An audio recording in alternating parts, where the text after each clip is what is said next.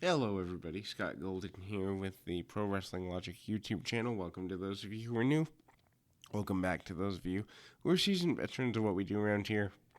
We continue our world-class championship wrestling review series with August 14th, 1982, the day before the Kerry Von Erich and Ric Flair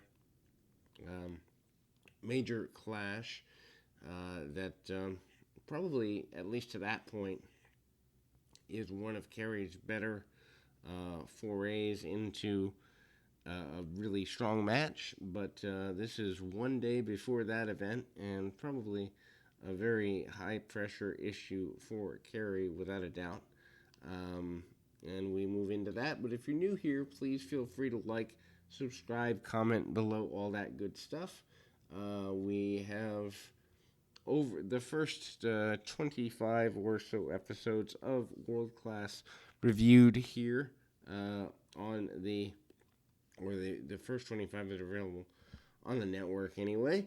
And we will be going through all of those, then probably either back to Smoky Mountain or maybe into Mid-Atlantic, not sure yet. Going to get through all the territorial stuff in an episodic way, and then do some other stuff.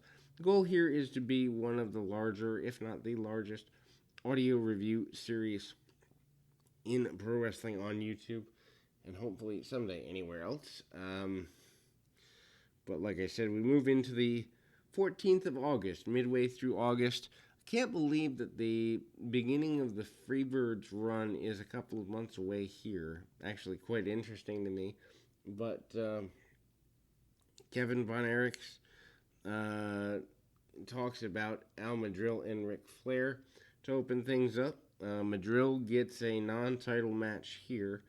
Obviously, Flair in town, and so why would you waste a chance at having the champion? Kevin is very excited, obviously, for his brother, who is a day away, at least when this show airs, from taking on the champion. He also is seeing that as a great opportunity for Madrill, and Madrill does hold his own quite well here.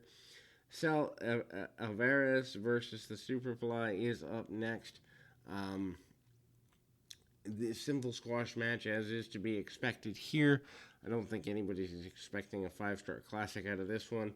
And Hart and Hussein Limited are the driving force behind the Superfly.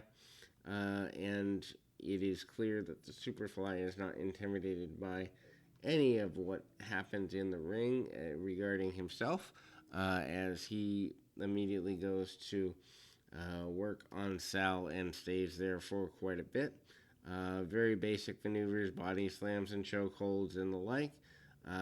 Obviously, Superfly using his power and immense girth to gain advantages, kicking away at his adversary post-match, just doing everything he can to use that size and power.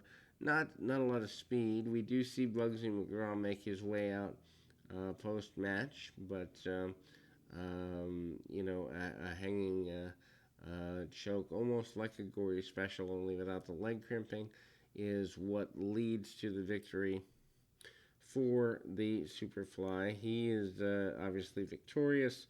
Bugsy McGraw makes his way out. Hussein makes it clear that the upcoming match with Blue Demon, who is a Mexican star and has been for quite a while, and Lothario is not going to be a challenge to his men. Meanwhile, Bugsy McGraw does, it is re-shown that he threw a water balloon at the Superfly, so their clash is going to come about relatively soon, no doubt. Top rope splash from the Superfly as well. But then we move into Magic Dragon and Great Kabuki versus Jose Lothario and Blue Demon.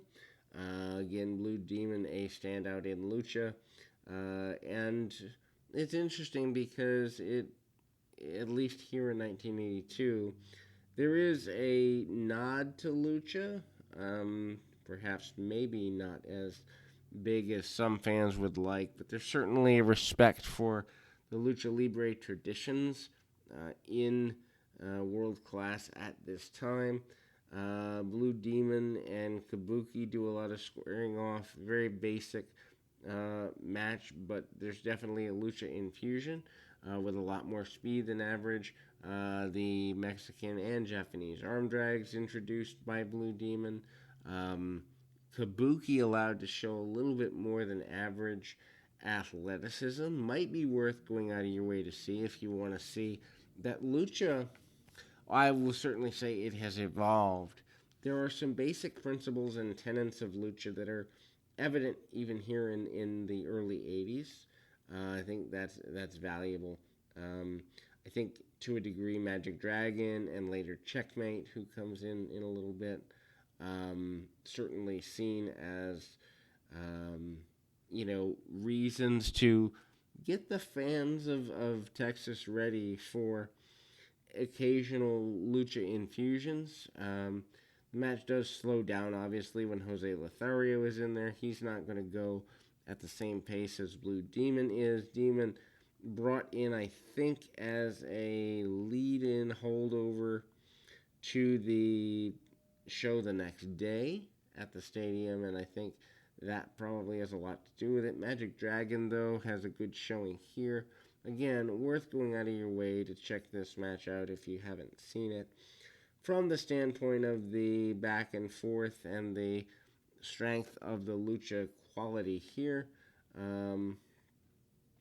match does break down into a pure sixer, which the referees lose control of. The official result, most likely a double disqualification, as they have a good bit of, and the only reason to say that is when I watched it, it wasn't really made terribly clear winners and losers, and they do brawl quite a bit. I wouldn't be surprised if there is a return of a victory, if there even was one. Then we move into a more basic match. Kevin Von Erich against Captain Dusek. Obviously, that match is kind of a buffer zone match, which is weird for a Von Erich to be in a buffer zone, but with Madrill and Flair on top in the main event, you need something to keep the crowd pumped, but not so pumped that they burn out. Kevin Von Erich filling that role, and Dusek able to slow things down enough that there's respect there. Use of the claw and various arm scissors, arm holds. Kevin a lot more athletic than people, I think, give him credit for by this point. Again, he is using the bare feet, but also you notice he will use things like arm scissors, roll through arm bars, and just things that I think people think of Kevin, or lots of people that haven't watched the Texas area stuff, think of Kevin as just a guy who did a lot of fly around stuff, but he was given the opportunity to wrestle. He'll shoot a half here and there. He'll grab a hold and be able to work it. And I wonder, since Kevin is the only Von Erich that survived the various tragedies that befell the family, I wonder if building around Kevin might have been a better option than Carrier David before David passes. And part of me wonders that because he survived. Part of me wonders that because looking at him episodically, he is undervalued. We actually do see a full head scissors takeover with a roll up here as the finish to this match, which for 1982 would be a big deal. We go to Madrill and Flair in the main event. Madrill, obviously, just moments before the match, reasonably humble, talking about how this is the biggest opportunity of his career and how, he's surprised. Flair in the traditional purple robe to open the contest, and Flair hands over what is my favorite iteration of the NWA belt, the 10 pounds of gold. They get about let's see, 10, 12 minutes, which for a TV match is a big deal. Madrill spends the good part of that match, oddly enough, doing the same thing to Flair that Flair would do when he gains an advantage, which is working over the leg. Flair does use a chop block, among other maneuvers, to get Madrill broken down.